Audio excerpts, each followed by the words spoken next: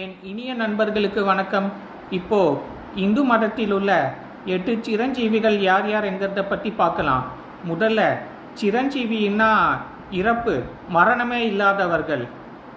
முதலில் ஹனுமான் ஆஞ்சநேய சுவாமி, அடுத்தது பகவான் பரசுராமர், அடுத்தது மூணாவது கிருபாச்சாரியார், அடுத்தது நாலாவது அஸ்வத்தாமன், அடுத்தது அஞ்சாவது விபீஷணர், அடுத்தது ஆறாவது வியாச முனிவர், அடுத்தது ஏழாவது மார்க்கண்டேய முனிவர் மார்க்கண்டேயன், அடுத்தது இறுதியாக கடைசியாக மகாபலி சக்கரவர்த்தி, மாமன்னன் அரசன் ராஜா மகாபலி சக்கரவர்த்தி. நன்றி. இப்போ 8 சிரஞ்சீவிகள் யார் யாருங்கிறத பற்றி பார்த்தோம். அவங்கள பற்றி நான் விவரமாக சொல்ல தேவையில்லை, இது உங்களுக்கே நல்லா தெரியும் அவங்கள பற்றி. இப்போ அவங்க எப்படி சிரஞ்சீவி ஆனாங்க என்கிறத பற்றி இப்போ பார்க்கலாம். முதல்ல ஹனுமான் ஆஞ்சநேய சுவாமி, அவர் எப்படி சிரஞ்சீவி ஆனாருங்கிறத பற்றி இப்போ பார்க்கலாம். அவர் பார்த்தீங்கன்னா சூரிய பகவானை சூரியனை பழம் நினச்சி சாப்பிட போனார். அப்போது இந்திரன் கடவுள்களோட ராஜா, அந்த சொர்க்கம் தேவலோகத்தோட ராஜா, அவர் பார்த்துட்டாரு. ஆஞ்சநேய சுவாமி ஹனுமான் அந்த பழம் நினச்சி சூரியனை விழுங்க போகிறத பார்த்து அவருக்கு பயம் ஆயிடுச்சு. அப்புறம் என்ன பண்ணார், வஜ்ராயுதம் எடுத்து அது வீசிட்டார், மோசமாக போட்டு தாக்கிட்டார் ஆஞ்சநேய சுவாமியை ஹனுமானை. அவர் மோசமாக அடிபட்டு மயக்கம் அடித்து கீழே விட்டார். மயக்கம் அடித்து கீழே விட்டார். அப்புறம் பார்த்தீங்கன்னா ஆஞ்சநேய சுவாமி ஹனுமானோட அப்பா வாயு பகவானுக்கு கோபம் வந்துச்சு. அப்புறம் என்ன பண்ணார், காற்று இல்லாமல் எல்லாமே மூச்சு திணறல் ஏற்பட்டு இறக்குற மாதிரி உலகம் கொஞ்சம் அழிகிற மாதிரி பண்ணிட்டாரு. அப்புறம் பிரம்மதேவர்கிட்ட கூட முறையிட்டார். அப்புறம் பிரம்மதேவருக்கும் பிரம்மாவுக்கும் பயம் வந்துச்சு. அப்புறம் என்ன பண்ணார், மயக்கத்தில் இருந்த ஆஞ்சநேய சுவாமிக்கு கொஞ்சம் இது மயக்கம் தெளிச்சு விட்டு, ஏன்னா அவர் இறக்குற அளவுக்கு போயிட்டார்ல, மயக்கத்தை தெளிச்சு இது பண்ணி சரி பண்ணி அப்புறம் அவருக்கு சாகாவரம் கொடுத்தாரு. அவர் ஒரு சிரஞ்சீவின்னு சாகாவரம் கொடுத்தாரு. உனக்கு மரணமே இல்லைன்ட்டு வரட்டை கொடுத்துட்டாரு. அப்பத்துலேருந்து ஆஞ்சநேய சுவாமி ஹனுமான் சிரஞ்சீவி ஆயிட்டார், மரணமே இல்லாதவர். அடுத்தது மார்க்கண்டேய முனிவர். மார்க்கண்டேயன் முனிவரோட அம்மா அப்பா பார்த்தீங்கன்னா சிவபெருமானோட தீவிர பக்தர்கள். அவங்க சிவபெருமானை நினச்சி தவம் பண்ணாங்க. சிவபெருமானை அதீத பக்தியோட ஆத்மார்த்தமோட தீவிர பக்தியோட கும்பிட்டாங்க. அப்புறம் அவங்க பக்தியை நினச்சி மெச்சி சந்தோஷப்பட்டார் சிவபெருமான். அப்புறம் அவங்க முன்னாடி தோன்றி காட்சி கொடுத்தாரு. அப்புறம் மார்க்கண்டேய முனிவரோட அம்மா அப்பா கிட்ட வரத்தை கேட்டார், என்ன வரம் உங்களுக்கு வேணும்ன்ட்டு, எப்பேற்பட்ட பையன் உங்களுக்கு வேணும்ன்ட்டு. 2 ஆப்ஷன் கொடுக்குறேன். ஒன்று ரொம்ப ரொம்ப மக்கான பையன், ரொம்ப முட்டாளான பையன், ஆனால் அவனுக்கு ஆயுள் அதிகம். அடுத்தது 2வது ஆப்ஷன் ரொம்ப ரொம்ப புத்திசாலி பையன், நல்ல அதீத புத்திசாலியான பையன், ஆனால் அவனுக்கு ஆயுள் குறைவு, 16 வயசு ஆனவனே அவன் செத்து போயிடுவான். இந்த 2 ஆப்ஷனில் எது வேணும், ஃபஸ்ட் ஆப்ஷனா செகண்ட் ஆப்ஷனான்னு கேட்டார் சிவபெருமான். அப்புறம் மார்க்கண்டேயனோட அம்மா அப்பா கொஞ்சம் யோசித்து அப்புறம் 2வது ஆப்ஷன், அதாவது ரொம்ப புத்திசாலி அதீத புத்திசாலியான பையன், ஆயுள் கம்மியாக இருந்தால் கூட பரவாயில்ல, எப்படியோ 16 வயசில் அவன் இது சிவபெருமான் உங்ககிட்ட தானே சேர போகிறான், அதனால் அந்த ஆப்ஷன் 2 அந்த வரட்டியை கொடுத்துருங்கன்னு கேட்டாங்க. அப்புறம் மார்க்கண்டேயன் வந்து பல வருஷம் காலம் ஓடிச்சு. அப்புறம் அந்த 16 வயசு ஆயிடுச்சுல, அந்த யம தர்மராஜா வந்து அது பார்த்து வச்சுட்டு அவரை உயிரை எடுக்க வந்தார். அப்போது மார்க்கண்டேய முனிவர் வந்து சிவபெருமான் கிட்ட ஓடிப்போய் சிவலிங்கத்தை வந்து அப்படியே இறுக்கி கட்டி பிடிச்சிக்கிட்டாரு. அப்புறம் யம தர்மராஜா வந்து உயிரெடுக்க வந்தார்ல, ஆயுள் முடிஞ்சிச்சு, 16 வயசு இல்லை. அப்போது உயிர் எடுக்க போகும்போது என்ன பண்ணிட்டாரு தெரியாமல் அவரோட பாசக்கயிறு சிவபெருமான் மேலே பட்டுச்சு. சிவபெருமானுக்கு கோபம் வந்துச்சு. அப்புறம் மோசமாக தண்டிச்சிட்டாரு யம தர்மராஜாவை. அப்புறம் அப்புறம் மார்க்கண்டேயனுக்கு வந்து சாகா வரம் கொடுத்துட்டாரு. இனிமே உனக்கு வந்து மரணமே இல்லை, சாவே இல்லை, இனிமே நீ சிரஞ்சீவின்ட்டு சாகா வரம் கொடுத்துட்டாரு. அடுத்தது விபீஷணன், ராவணனோட தம்பி. உங்கள் எல்லாருக்கும் தெரியும், நான் விவரமாக சொல்ல தேவையில்லை. என்ன பண்ணார்னா, ஒரு நாள் சபையில் அவங்க அண்ணன் ராவணனை வந்து கண்டிச்சாரு. ராவணா, நீ பண்ணுறது ரொம்ப ரொம்ப தப்பு. அடுத்தவரோட மனைவியை வந்து அபகரித்து கடத்தி உன் அரண்மனையில் உன் வீட்டுக்குள்ளே வச்சுக்கிறது ரொம்ப ரொம்ப தப்பு. பேசாமல் சீதையை வந்து அவரோட வீட்டுக்காரர் ராமர்கிட்ட வந்து ஒப்படைச்சிடு, மறுபடியும் மன்னிப்பு கேளு, சரணாகடி ஆயிடுன்ட்டு கண்டிச்சாரு. ராவணனோட தப்பை கண்டிச்சாரு. அப்புறம் அவங்க அண்ணன் ராவணன் வந்து அது கேட்கல. அப்புறம் என்னாச்சு, அது எவ்வளோ கண்டிச்சும் எவ்வளோ கண்டிச்சும் அவர் வந்து தப்பை உணரல, சொல்கிற பேச்சை கேட்கல அவங்க அண்ணன் ராவணன். அதனால் அரண்மனையை விட்டு வெளியேறி இது ராமர்கிட்ட போயிட்டாரு. அப்புறம் இந்த சண்டை நடந்துல ராமருக்கும் ராவணனுக்கும். அப்புறம் ராமர் வந்து ராவணனை கொன்னார். அதுக்கப்புறம் விபீஷ்ணனை வந்து அந்த இலங்கைக்கு ராஜா ஆக்குனார், ஸ்ரீலங்காவுக்கு. அப்புறம் இது ராம அவதாரம் முடிஞ்சிடுல, வைகுண்டத்துக்கு பெருமாளாக போகிறதுக்கு முன்னாடி என்ன பண்ணார் பெருமாள் ராமரா, விபீஷ்ணனுக்கு சாகா வரம் கொடுத்தாரு. சிரஞ்சீவியா, நீ வந்து தர்மத்தை நிலைநாட்டினால உங்கள் அண்ணன் ராவணன் வந்து தப்பு பண்ணியிருக்கான், அது வந்து நீ நினச்சிருந்தா சப்போர்ட் பண்ணியிருக்கலாம், சப்போர்ட் பண்ணாமல் நீ பண்ணது தப்புன்னு கண்டிச்சப்பாரு. இந்த மாதிரி நீ தர்மத்தை வந்து பல இடத்துல வந்து நிலைநாட்டியிருக்க, தப்பு பண்ணுறவங்கள வந்து திருத்தி நல்ல வழியில் கொண்டு போயிருக்க. அதனால் நீ பூமியிலேயே சிரஞ்சீவியாரு, உனக்கு வந்து இனிமேல் மரணம் கிடையாது, இப்படியே சாகா வரத்தோட இருந்துட்டு சொன்னார். இதே மாதிரி நீ தர்மத்தை நிலைநாட்டுன்னு வரம் கொடுத்துட்டாரு பெருமாள். ராம அவதாரம் முடிஞ்சு வைகுண்டத்துக்கு வந்து பெருமாளாக திரும்பி போகிறதுக்கு முன்னாடி. அடுத்தது பகவான் பரசுராமர். பரசுராமர் பற்றி நான் சொல்ல தேவையில்லை அவ்வளோ விவரமாக. அவர் வந்து ஜமதக்னி முனிவர், அப்புறம் ரேணுகா தேவியோட பையன், கடைசி பையன். அவங்க அம்மா ரேணுகா தேவி வந்து அம்மனோட அவதாரமாக நிறைய பேர் கருதுறாங்க. இப்போது அவர் வந்து எப்படி சிரஞ்சீவி ஆனாருங்கிறத பற்றி பார்க்கலாம். இப்போது ஒரு தடவை சிவபெருமானை நோக்கி அவர் மேலே அதீத பக்தி கொண்டு தவம் புரிஞ்சார். நல்லா அதீத பக்தி செலுத்தி கும்பிட்டாரு, தவம் புரிஞ்சார். அப்புறம் அவர் தவத்தை மெச்சிய சிவபெருமான் அவர் முன்னாடி தோன்றி காட்சி கொடுத்து அவருக்கு வந்து சாகா வரம் கொடுத்தாரு, நீ சிரஞ்சீவி ஆவன்ட்டு. அப்புறம் அவருக்கு வந்து பரசு கொடுத்தாரு, பரசுன்னா கோடாரி, அது கொடுத்தாரு.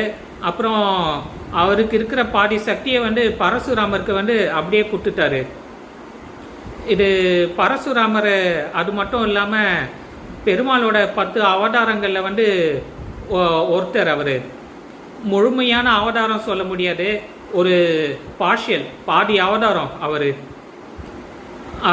இப்படி அவர் வந்து பரசுராமர் சிரஞ்சீவி ஆனார்.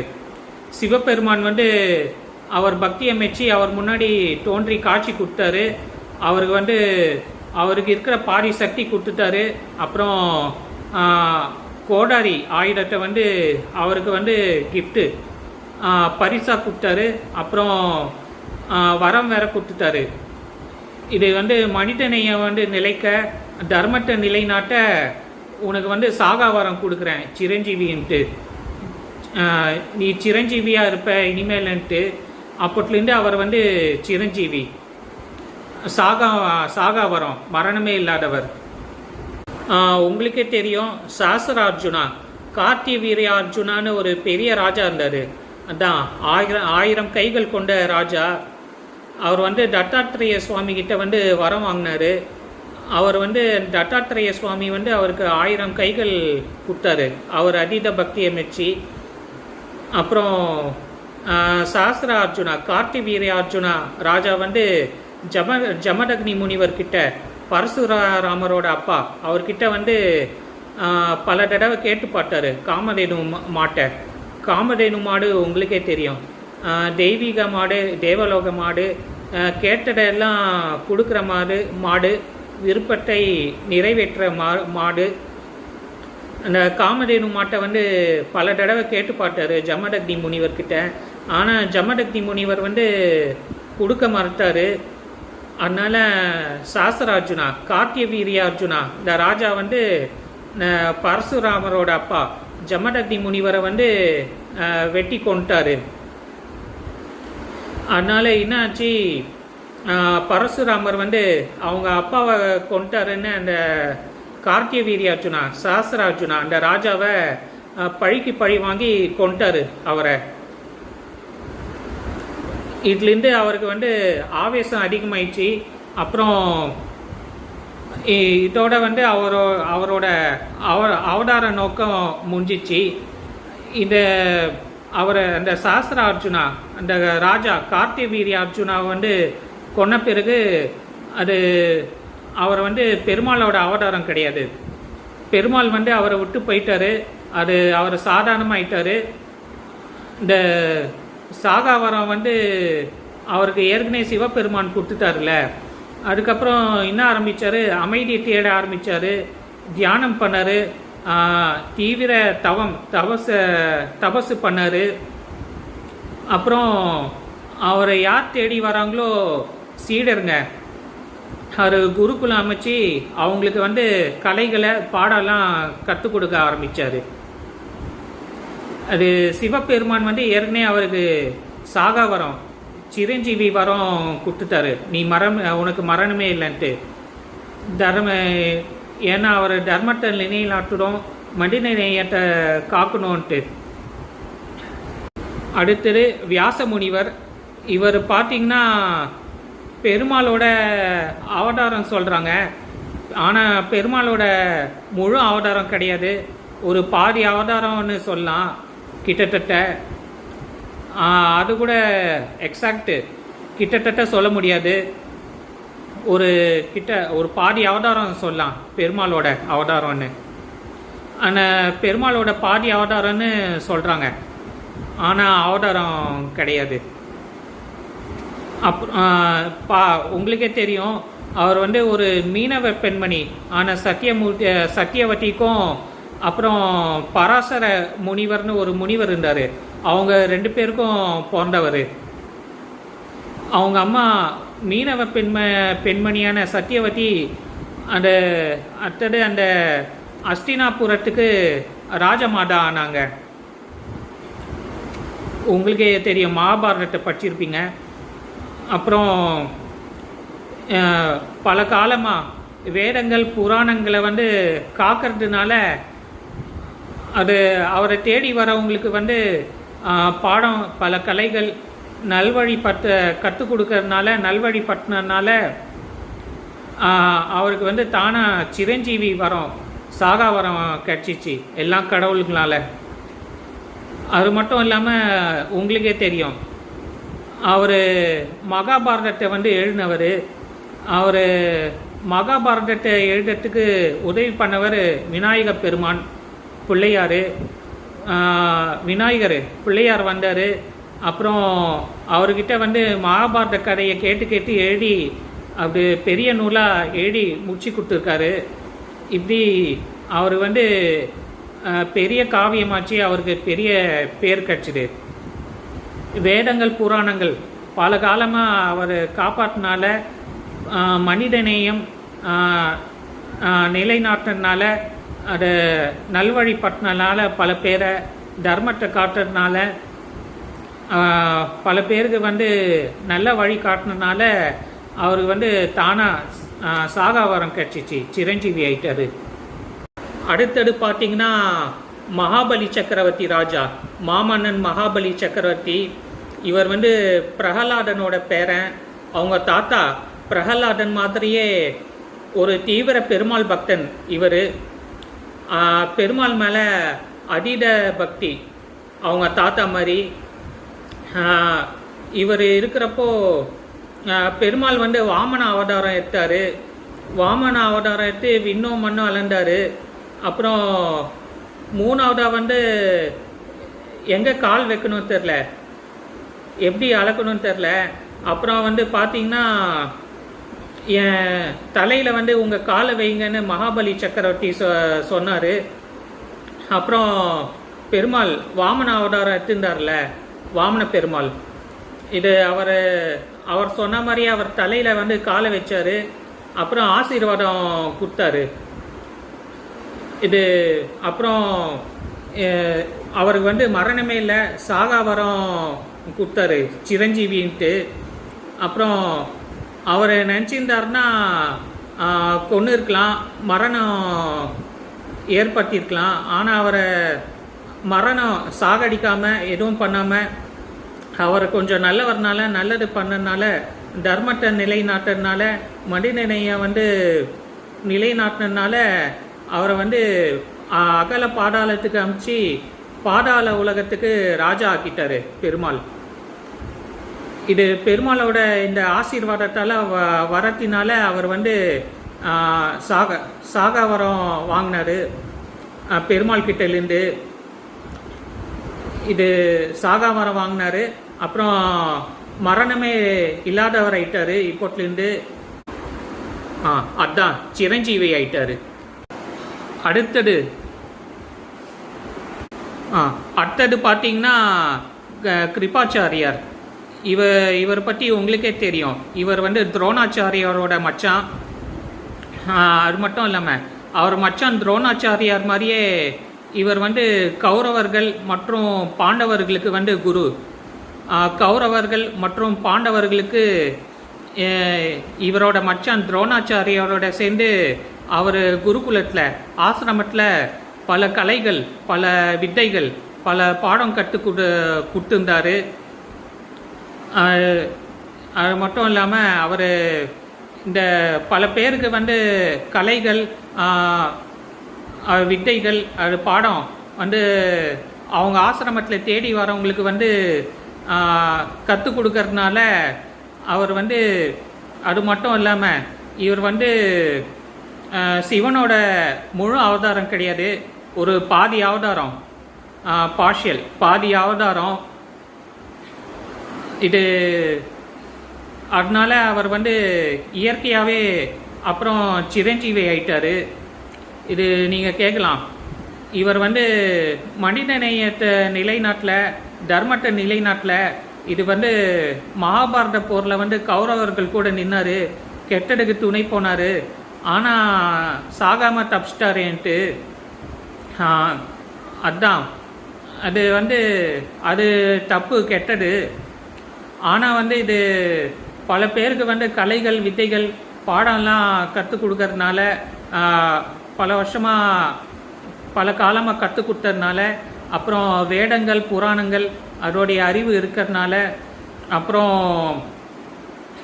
அவருக்கு வந்து நல்ல அறிவு ஆற்றல் திறமை இருக்கிறதுனால, அது மட்டும் இல்லாமல் அவர் தியானம் பண்ணியிருந்தார், யார் வம்புக்கும் தும்புக்கும் போகல. அதனால் அவருக்கு இயற்கையாக தானாக சக்தி வந்துச்சு, சாகாவரம் கிடச்சிச்சு, சிரஞ்சீவி ஆயிட்டார். அவர் ஏன் அவருக்கு ஏன் மரணம் இல்லை, சிரஞ்சீவியாக இருக்காருன்னா, ஏன்னா அடுத்த தலைமுறை அது அர்ஜுனனோட மகன் அபிமன்யு உங்களுக்கு தெரியும். அந்த அபிமன்யுவோட மகன் தான் பரீட்சித்து. அந்த பரீட்சித்துக்கு அந்த ஏற்கனவே அவங்க தாத்தா அர்ஜுனனுக்கு அப்புறம் அவங்க அப்பா அபிமன்யு இதெல்லாம் கலைகள் வித்தைகள் பல பாடம் கற்றுக் கொடுத்துருந்தார்ல. அப்புறம் அதை தொடரணும்ல. அதனால் அவர் சாகாவரம், அவர் சிரஞ்சீவி ஆயிட்டார், மரணமே இல்லை. அதாவது அர்ஜுனனோட பேரன் பரீட்சித்துக்கு பல கலைகள் பாடங்கள் வித்தைகள் கற்றுக் கொடுக்கறதுக்கு அவர் சிரஞ்சீவி ஆயிட்டார், மரணமே இல்லாதவர் ஆயிட்டார். சாகாவரம் இயற்கையாக தானாக வந்துச்சு. அடுத்தது பார்த்தீங்கன்னா அஸ்வத்தாமன். மற்ற 7 பேரெல்லாம் பார்த்தீங்கன்னா சாகாவரம், அவங்களுக்கு வரம் சாகாவரம் வாங்கினாங்க, மரணமே இல்லாதவர்கள் சிரஞ்சீவின்னு. ஆனால் இவர் மட்டும்தான், இந்த அஸ்வத்தாமன் மட்டும்தான் சாபத்தால் சிரஞ்சீவி ஆனார்.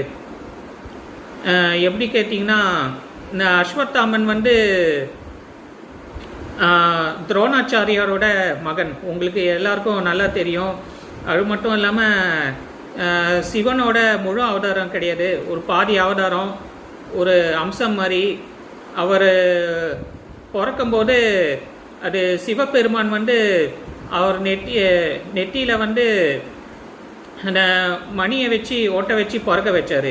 எப்படி கர்ணன் அந்த சூரிய பகவான் கிட்டேருந்து வரம் வாங்கினார்ல பிறக்கும்போது, அது கவச குண்டலத்தோட ஒட்டி பிறந்தார். அதே மாதிரி இவர் நெற்றியில் மணியோட ஒட்டி பிறந்தார் இந்த அஸ்வத்தாமன். இது அவங்க அப்பா துரோணாச்சாரியார் இறந்துட்டார். ஆனால்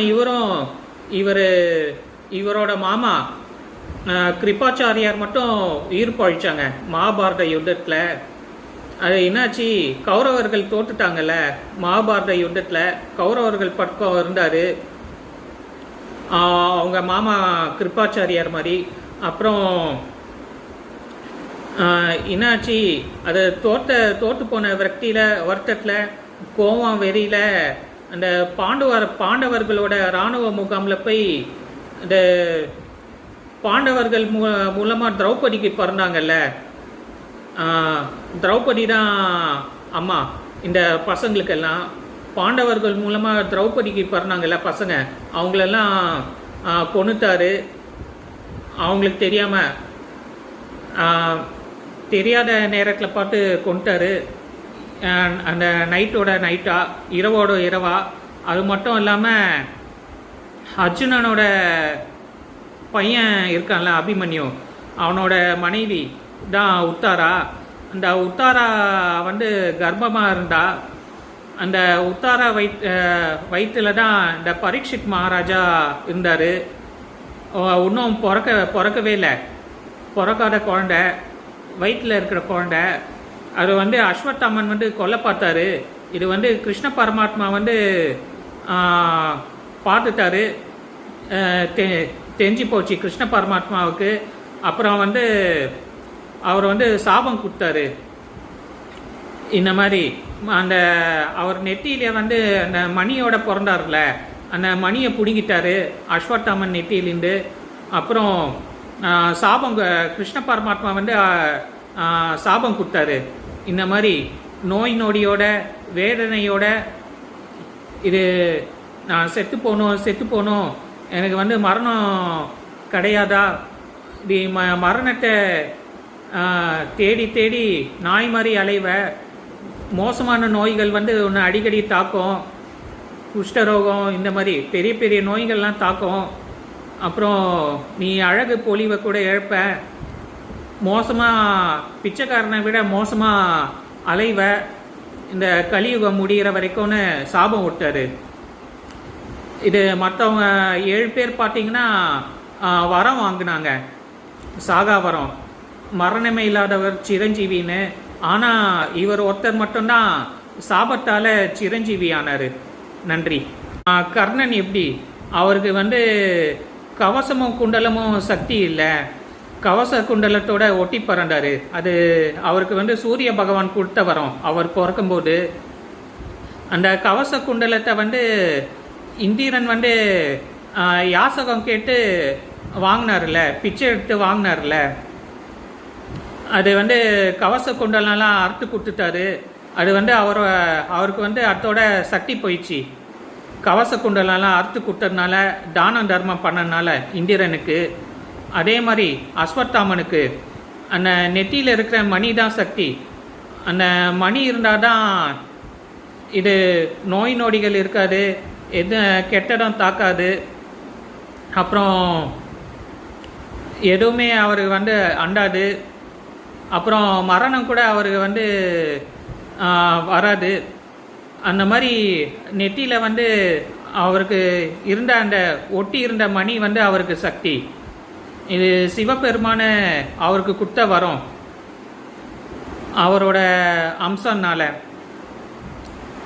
இது என்னாச்சு, இது வந்து கெட்டடெல்லாம் பண்ணார். இப்போது நான் சொன்னேன்ல, திரௌபதிக்கும் பாண்டவர்களுக்கும் பிறந்தாங்கல்ல பசங்க, அவங்கள கொண்டுட்டாரு. அடுத்தது அர்ஜுனனோட பையன், அபிமன்யுவோட மனைவி, உத்தாராவோட குழந்தை, இந்த பரீட்சித்தை, அர்ஜுனனோட பேரன் பரீட்சித்தை வந்து கொல்ல பார்த்தாரு கருவிலே இருக்கும்போது, அம்மா வயிற்றுல கருவில் இருக்கும்போது. அதனால் வந்து கிருஷ்ண பரமாத்மா வந்து அந்த மணியை பிடுங்கிட்டாரு, அதோட சாபம் விட்டார். அந்த மணி அந்த நெத்தியில் இருக்கிற அந்த மணியை பிடுங்கிறதுனால அவர் வந்து சக்தியெல்லாம் இழந்துட்டார், எல்லாம் சக்தி எல்லாமே போயிடுச்சு. கர்ணனுக்கு எப்படி கவசமும் குண்டலமும் சக்தியோ, அது இல்லாமல் அந்த கவச குண்டலத்தை இழந்தனால சக்தி போயிடுச்சோ, அதே மாதிரி அஸ்வத்தாமனுக்கு நெத்தியில் இருக்கிற மணி சக்தி, அந்த மணியை இழந்தனால அவருக்கு சக்தியெல்லாம் போயிடுச்சு. நன்றி.